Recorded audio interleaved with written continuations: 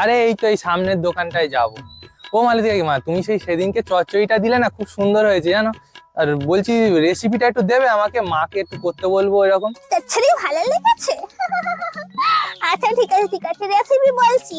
অনেক রকম শাক দিয়ে করেছি। আয় আয় আমার পিছন পিছন আয়, দেখাচ্ছি কি কি শাক।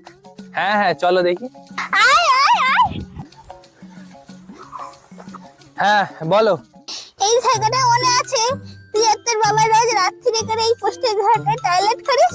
তোদেরকে কতবার বারণ করেছি এখানে টয়লেট করবি না, এখান থেকে আমি শাক তুলে খাই। তোরা শুনিসনি?